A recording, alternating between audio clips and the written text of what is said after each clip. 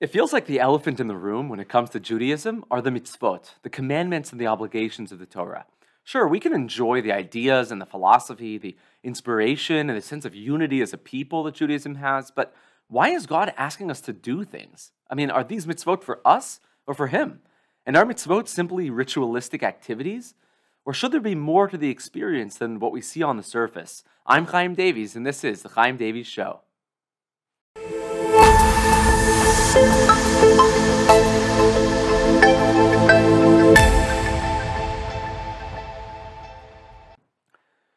Welcome back to the show. This episode has been sponsored anonymously with heartfelt prayers for a complete and speedy recovery for all those struggling during these trying times. You know, there are so many ways that we can each help each other and improve the lives of our brothers and sisters, whether it's with a smile or a short phone call, helping out with a task or a responsibility, or just sharing something meaningful with one another. We can each make a difference in each other's lives for the better just by stepping in and getting involved. And if you find this episode to be meaningful in any way, share it with your friends and family, and you could be the spark of change in somebody else's life for the better as well.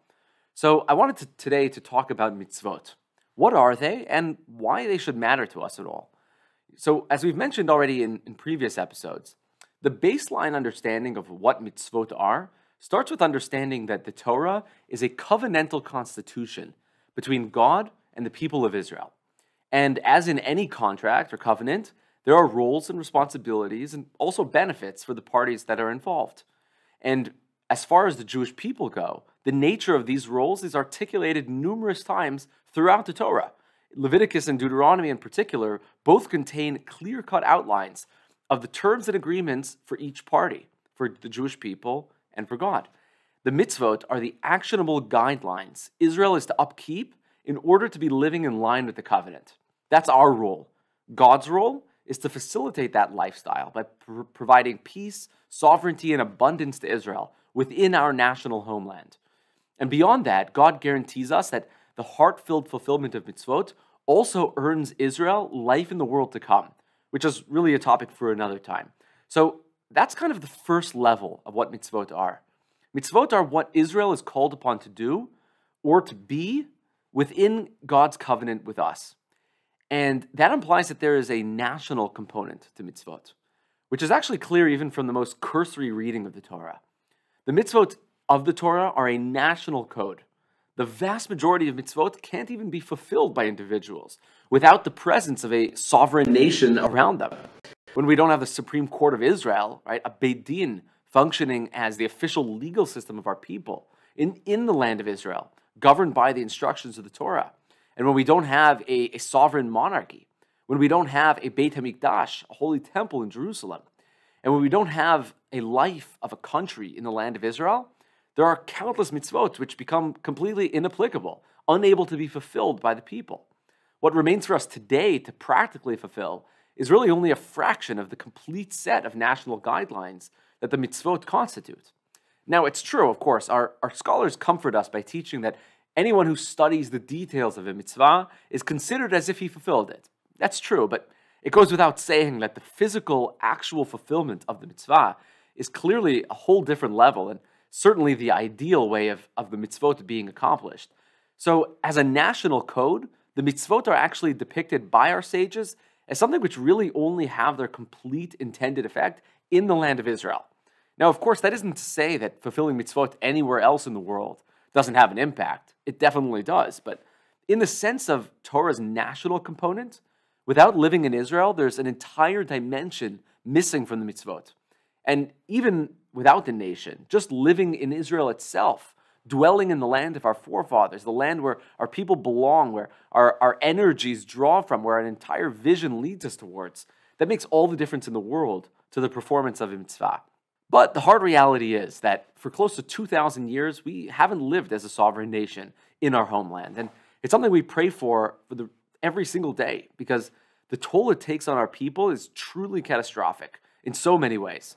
We find that numerous blessings in the daily prayers focus not only on the return of our people to Jerusalem, but on the restoration of our sovereign rulership and on the reestablishment of our legal system. Because Torah is meant to be lived as a nation, not just as individuals. And without the people unified, each member of the people suffers as a result. And so it's something that is on the tip of our tongues in our prayers every single day. However, even without the national component, the truth is that mitzvot still play a real and practical role for individual Jews. And that's not only because it's the individual people who are obligated in performing the mitzvot. Mitzvot can do something tremendously powerful for the one who performs them. But in order to get into this, we really need to consider why God gave the mitzvot to the Jewish people and to individuals in particular. I mean, think about it. God doesn't actually need us to do any of these things, right? He doesn't need it because he doesn't need anything. He's a perfect, limitless being. I mean, if he would need us to perform mitzvot, then his existence would be dependent on ours, which would make us the gods rather than him. So, and this is an important point, so it's really worth repeating. You know, generally, two parties enter a contract where they each stand to gain from each other. So you'll sell your product in exchange for the financial gain provided by the other party. But when it comes to our relationship with God, he stands to gain nothing from our upkeep of the deal. The only difference in the deal for him is regards to how he will respond to us. So he'll either expel us from our land and leave us open to the elements if we abrogate the covenant, or he'll protect us and sustain us if we stay true to it. But as far as he's concerned, there's no substantive difference made for him whether the people follow his directives or not. And so if that's the case, right, if the mitzvot are not for the Creator, then the only other option is that they're for the created, for us. And this is exactly what the Mishnah at the end of the second chapter of Tractate Makot tells us, where the Mishnah says, Ratzah Kadosh Baruch Hu lezakot et Yisrael. The Holy One wanted to merit Israel, to give merit to the Jewish people. Lefichach hirba lehem Torah mitzvot. Therefore, he gave us numerous teachings to study and mitzvot to fulfill. And while the precise interpretation of this Mishnah is actually subject to an important debate, everyone agrees that it was only out of a desire to provide us, Israel, with an opportunity to merit more benefit and more reward that God piled on the mitzvot for us. And he did pile them on. There's no mistaking that. As the early midrashic work, the Sifra, says, Ein lecha kol davar v'davar she'ein lo mitzvah lamakom. There isn't a single moment of life which doesn't contain some aspect of mitzvah within it.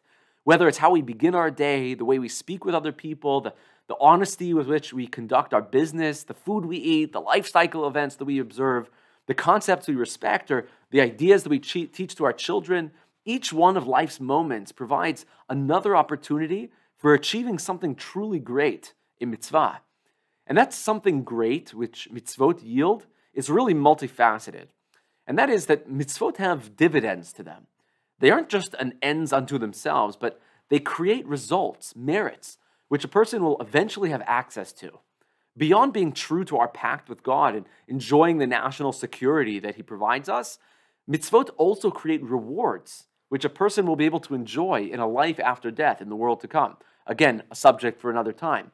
But spiritual dividends, so to speak, which your soul will be able to enjoy limitlessly after your journey in this world has come to an end.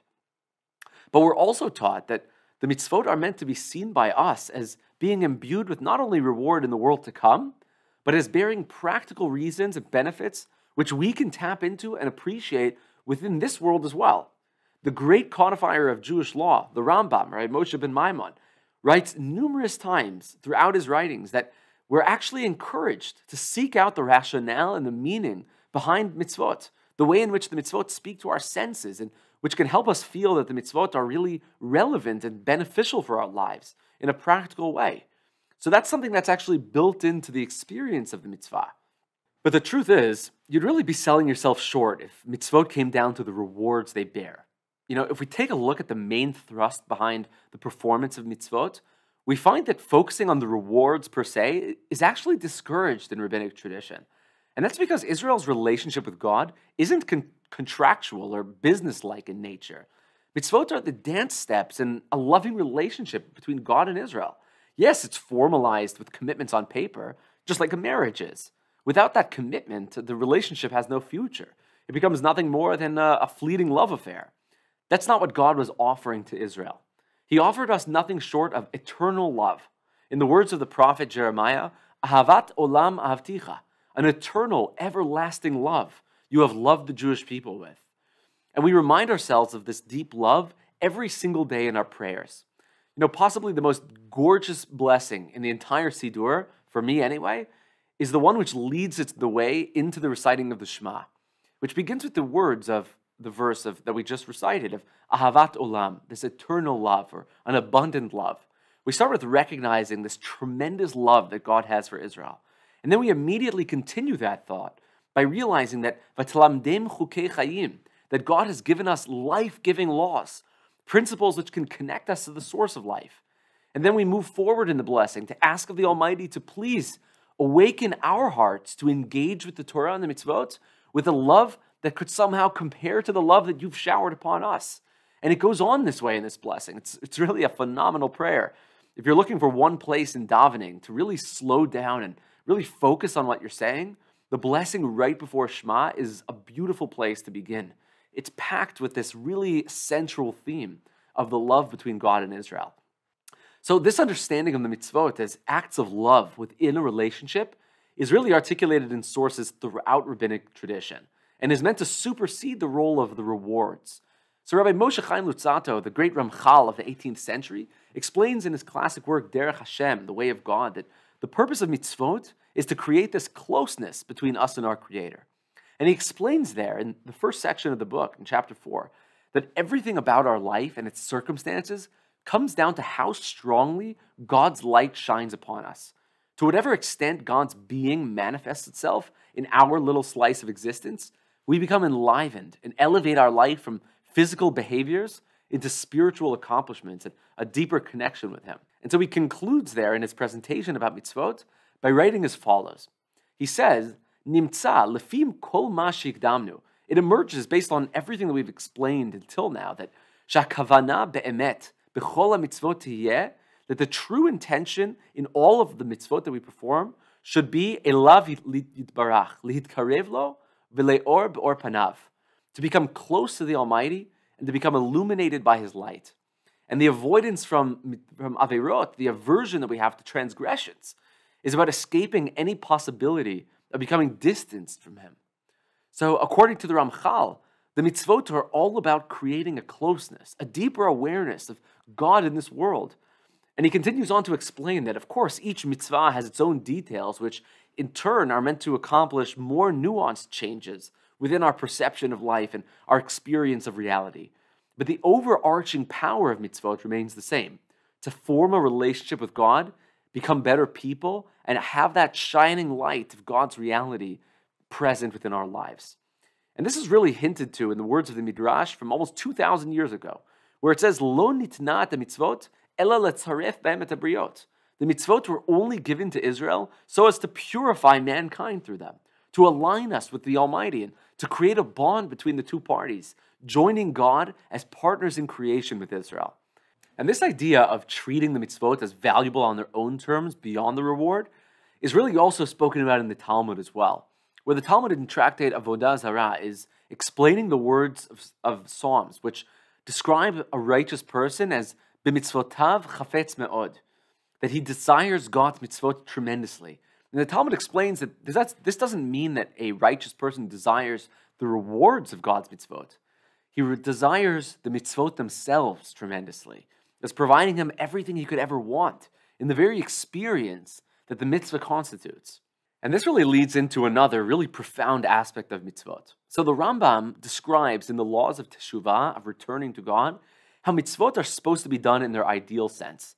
And he starts off by explaining that a person should never allow himself to think of doing mitzvot merely for the dividends, to think of it as something he can get a reward out of, some external prize beyond the very experience of the mitzvah. And at the highest level, a person shouldn't avoid averot, transgressions, simply to avoid the harsh consequences that come along with them. It's improper for a person striving for the ideal to think in such terms, says the Rambam. Rather, our goal should be truth, and our means should be love. We should engage in mitzvot because they are anchors of reality, while knowing that, yes, that means that greatness and wonderful things will issue forth from those experiences. But our means of engagement doesn't need to be deeply intellectual or philosophical. The aspiration, instead, is to fulfill a mitzvah while infused with an intense love of God. And he goes on to illustrate the love that's supposed to be there in very powerful terms, And he says as follows. Listen to this language. V'ketzad hi ahava aru'iyah. What is the appropriate amount of love? Hu sheyohav et Hashem ahava gedola yetera azah me'od. A person should love God with an overwhelming, passionate, intense, fierce love. Ad shetei nafsho kshura b'ahavat Hashem. To the point that one's soul is bound in love of God, connected. V'nimtza shogeh ba tamid. He finds himself constantly thinking about the love. Ki'ilu choleh ahava. It's as if you're lovesick. She'ein da'ato pnuya me'avat ota isha. As if you were so lovesick over a certain woman that you couldn't get out of your thoughts. Yeter mizeh. Tiyeh ahavat Hashem belev ohavav. Above and beyond that is the lover of God impassioned in his love. It's incredible. So this is the highest level of experiencing mitzvot. Now, obviously, you could spend an entire lifetime developing those feelings within yourself. And I believe that this was probably part of the motive for this concept of meditative prayers, which were recited before fulfilling various mitzvot, which became a custom amongst some Hasidic communities, some Sephardic communities, because there was this recognition that we have to constantly refocus ourselves into what we're about to take part in. If we're ever going to scale the mountain of greatness, we have to reorient ourselves to the love that's supposed to be flowing through the entire experience. Now, there's actually, this might be a little bit of an aside, but there's probably someone out there who's listening to this and thinking to himself, oh, come on, Chaim. The Talmud says explicitly that the mitzvot are not for us to enjoy. You're talking about all this enjoyment stuff. I've got evidence to support myself. The Talmud in Tractate Rosh Hashanah, page 28a, says that mitzvot lav lehanot nitnu, that mitzvot were not given to benefit us. Not only that, but the Talmud in Tractate Kiddushin says that schar mitzvah b'hai al maleka, that there is no reward for mitzvot in this world, only in the next. So to you, my dear listener, who's asking this beautiful question, I'd like to say that there really is a wonderful insight. And I'd also like to direct you towards the words of the great 20th century scholar, Rabbi Naftali Tzvi Yehuda of Berlin, known as the Netziv, where in his commentary to Genesis chapter 2, he explains that that idea of no reward in this world is only taught with regards to someone who performs mitzvot out of fear of the consequences which he might encounter if he fails to obey them. But he explains that someone who fulfills mitzvot out of love, not only does he receive benefit in this world through the connection he forges with his Creator, but the Netziv goes as far as to say that the pleasure and vitality he experiences from those mitzvot in this world is even more precious than what he'll receive in the world to come.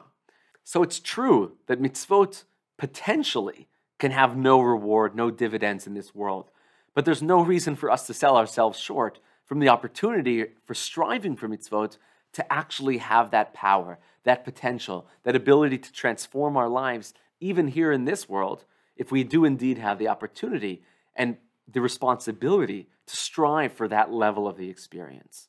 Now, I just want to clarify one other aspect about the function of mitzvot before we take a look at something a little bit more practical. And that is that on the surface, the whole notion of a mitzvah should make no sense at all.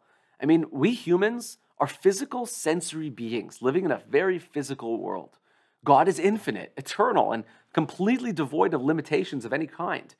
On the surface, bridging the conceptual gap between our two very different realities would seem impossible. I mean, how could there possibly be a way to create closeness between these two realms? But comes along God and says, no, there is a way. There are portals within your world which, when a human being links his mind and heart to that action, have the ability to strengthen or weaken the relationship between God and that individual. And the mitzvot are the cords of connection which bind us to the Almighty.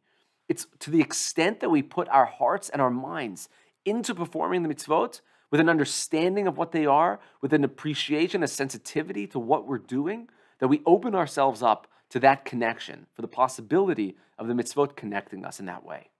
So probably one of the more practical takeaways from this is that we should strive to fulfill the mitzvot with joy. Because when we begin to focus on how mitzvot have that power, we begin to realize what an amazing gift we've been given.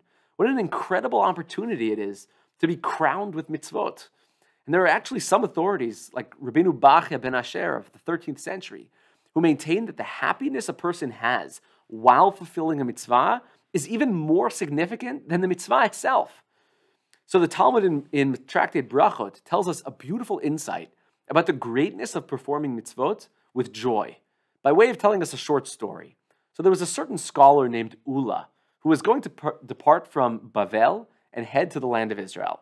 And his teacher, Rabbi Ila, told him that when he got there, he should really make a special effort to seek out his brother, Rabbi Bruna, who was a leading scholar at the time in Israel. And his rabbi explained to a student that his brother wasn't just a scholar. He was a great man and someone who rejoices in mitzvot. What does that refer to? Explained the rabbi as follows. In the morning prayers, there's a blessing about redemption, which is meant to come right after the Shema and right before the silent Amidah, the 18 blessings of the Shemona Esrei. And one time, he says, I saw my brother recite these blessings in the right order. And for the rest of the day, he couldn't wipe the smile off his face. That's what makes him a great man who rejoices in mitzvot. So it's somebody who realizes that mitzvot are pure energy, who isn't in it for some cheap external prize that's promised to him, but someone who is so filled with joy when they fulfill a mitzvah that they can't wipe the smile off their face for the rest of the day. This is someone who is great in mitzvot. Now that's how you do a mitzvah. So what can we do? Stop for 30 seconds before slamming down that sandwich, right? To appreciate, not just to appreciate the food or the healthy teeth or the functional taste buds that you have to enjoy eating that food, or even the incredible digestive system that you've been gifted to no credit of your own. Stop to thank God for the opportunity to recite a blessing, to be a member of Israel who, through God's endless love, has been granted hundreds of opportunities at practically every moment of the day to soar higher, to elevate the mundane, to dedicate ourselves anew to a higher purpose, and to forge a deeper relationship with the Almighty.